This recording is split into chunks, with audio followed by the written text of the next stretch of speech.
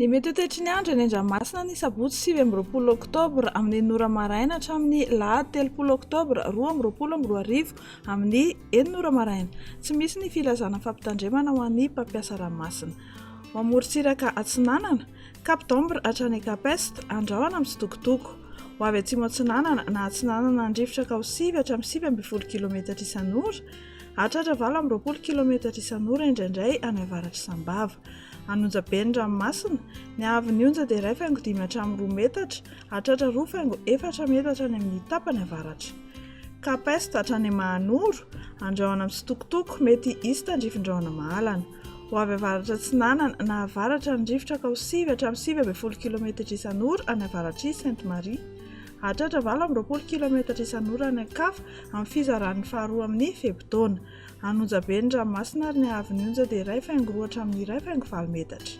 Ho amin'ny Mahanoro hatrany Taolagnaro, anorana ny tandrifin-drahona any amin'ny tendrony atsimo ary hitatra miandalana any avaratra izany manomboka ny tolakandro. Ho avy Atsinanana andrivotra any amin'ny tendrony atsimo ka ho 20 hatramin'ny 7 km isan'ora. Ho avy avaratra Atsinanana kosa ny any Ankafa ka ho 7 hatramin'ny 20 km isan'ora. Anonjabena aherin'ny ranomasina ary ny haavon'ny onja dia 2,5 hatramin'ny 2 metatra, hatratra 2,7 metatra any amin'ny tendrony atsimo noho ny alin-drano avy any atsimo. Ho an'ny Taolagnaro hatrany Cap Sainte Marie, anorana tandrifin-drahona. Ho avy atsimo Atsinanana na Atsinanana fitsokan-drivotra ka ho 20 hatramin'ny 5,7 km isan'ora, aherin'ny ranomasina ary ny haavon'ny onja dia 3 hatramin'ny 3,5 metatra.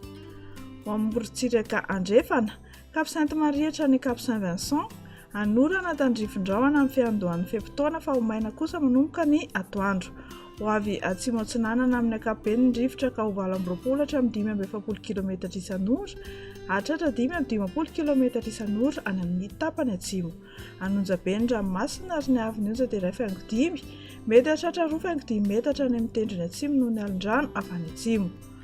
Ho an'ny Cap Saint-Vincent hatrany Cap Saint-André, anorana tandrifin-drahona manamorona ny melaky ny maraina, ho maina kosa any Ankafa.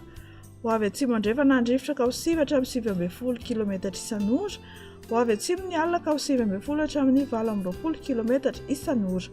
Adimy mpanonja ny ranomasina ary ny haavon'ny onja dia latsaky ny 2 metatra, ankoatra ny faritra misy orana izay mety hatratra 2,5 metatra indraindray.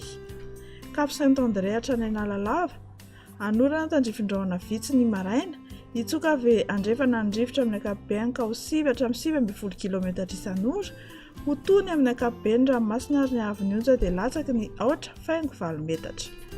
Analalava hatrany Cap d'Ombre hamaranantsika azy, isy ny orana tandrifin-drahona mahalana ny alina sy ny maraina.